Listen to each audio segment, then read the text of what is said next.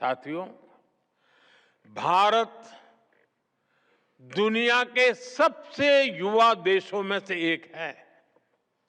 इसलिए विकसित भारत का रास्ता भी युवाओं के सपनों, उनके कौशल और उनके सामर्थ्य से होकर ही आगे जाता है।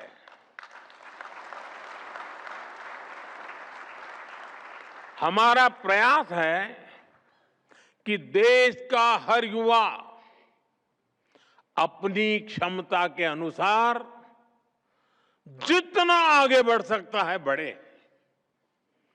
जिसके पास हुनर है उसे अवसर मिले, जिसके पास आइडिया है उसे इनोवेशन के लिए मंच मिले, और जो अपने दम पर कुछ करना चाहता है उसे पूरा सहयोग मिले। मेरा स्पष्ट मानना है, भारत जैसे युवा देश में अवसरों के स्रोत जितने अधिक होंगे, युवाओं के सपनों को उतनी ही अधिक उड़ान मिलेगी।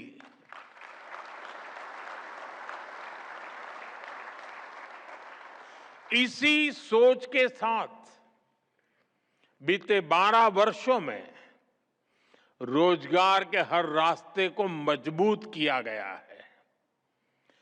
इंफ्रास्ट्रक्चर से लेकर इनोवेशन तक, मैन्युफैक्चरिंग से लेकर डिजिटल इकोनॉमी तक, स्पेस से लेकर के स्टार्टअप तक, हर क्षेत्र में नए अवसर तैयार किए गए हैं। मेक इन इंडिया अभियान, वोकल फॉर लोकल, लोकल को ग्लोबल ले जाने का अभियान, मिशन मैन्युफैक्चरिंग, ये सभी योजनाएं देश में रोजगार और स्वरोजगार के नए अवसर बना रही है।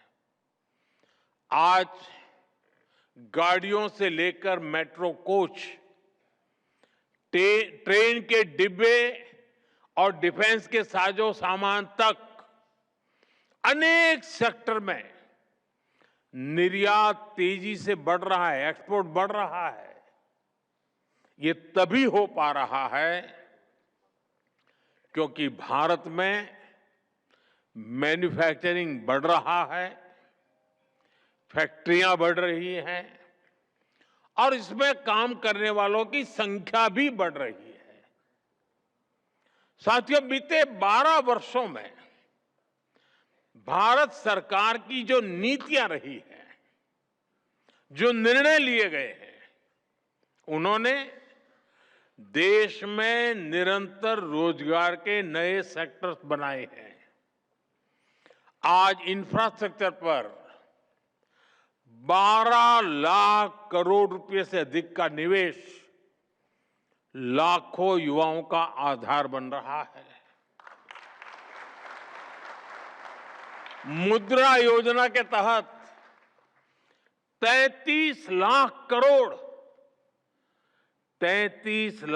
करोड़ रुपए से अधिक की सहायता ने करोड़ों करोड़ युवाओं को अपना काम शुरू करने का अवसर दिया है।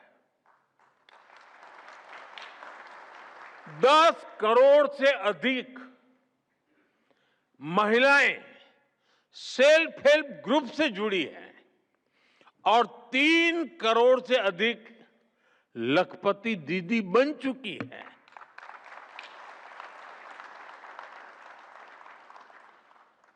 स्वनिधि और पीएम विश्वकर्मा जैसी पहलों ने छोटे उद्यमियों, रेहड़ी पटरी वालों और पारंपरिक कारीगरों को नई टेक्नोलॉजी दी है, नई आर्थिक सहायता दी है और नई ताकत से भर दिया है। मैं अभी जिन नौजवानों से बात कर रहा था उसमें एक नौजवान आईटीआई से निकल करके ड्रोन बनाने में लगे हैं, तो बड़े उमंग से बता रहे थे वो। मैं भी आपको ड्रोन सेक्टर का ही एक उदाहरण दूंगा।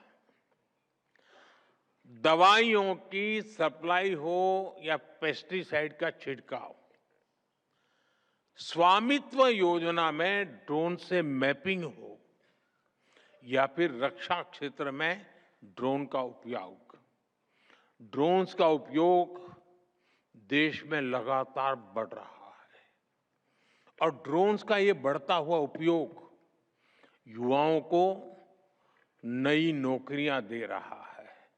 वो नौजवान तो आईटीआई करके निकला है, लेकिन वो कह रहा था कि वीडियो ड्रोन का मत देखो, खुद ड्रोन बनाना शुरू करो, बना लोगे। इतने कॉन्फिडेंस से बोल रहा था। हमारी सरकार ने स्पेस सेक्टर को खोलने का जो निर्णय लिया, उसका भी बड़ा लाभ युवाओं को मिला है। साथियों, पिछले दशक में डिजिटल इकोनॉमी ने भी अवसरों की एक नई दुनिया बनाई है। गिग इकोनॉमी हो, प्लेटफॉर्म इकोनॉमी हो, कंटेंट क्रिएशन हो या टेक्नोलॉजी सर्विसेज, रोजगार के नए क्षेत्र तेजी से उभर रहे हैं। आज जिन अवसरों की कल्पना भी मुश्किल थी, वे करोड़ों युवाओं की आय का माध्यम बन चुके हैं। यही बदलाव स्टार्टअप इकोसिस्टम में भी दिखाई देता है। एक समय देश में लगभग 500 स्टार्टअप हुआ करते थे। आज 2 लाख से अधिक रजिस्टर्ड स्टार्टअप,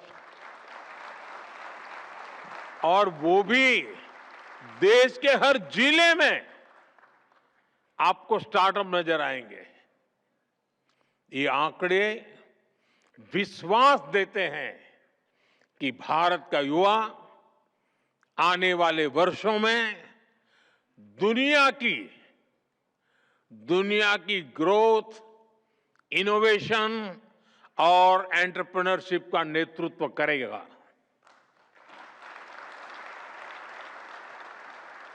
साथियों, आज दुनिया में हर कोई भारत के भविष्य को लेकर बहुत उत्साहित है। हर कोई भारत की युवा शक्ति के सामर्थ्य को लेकर के बहुत आश्वस्त है। आपने भी देखा होगा, फ्रांस में भारत इनोवेट्स का इतना बड़ा कार्यक्रम हुआ। AI, space, green energy, biotechnology, ऐसे कई क्षेत्रों में भारत के स्टार्टअप्स और ग्लोबल इन्वेस्टर्स, यानी मैं देख रहा था वो एक नई ताकत के रूप में उभर रहे हैं। वो एक साथ काम करने के लिए आगे आ रहे हैं। आज भारत दुनिया के साथ नए ट्रेड एग्रीमेंट्स कर रहा है। ऐसे समझौते जो भारत के उद्योगों के लिए नए बाजार खोल रहे हैं, ऐसे समझौते जो भारत के प्रोफेशनल्स के लिए नई संभावनाएं बना रहे हैं। पिछले महीनों में भी यूरोप के अनेक देशों के साथ महत्वपूर्ण समझौते हुए हैं। ये समझौते भी देश में लाखों की संख्या में नए रोजगार का बनाने का माध्यम बन रहे हैं।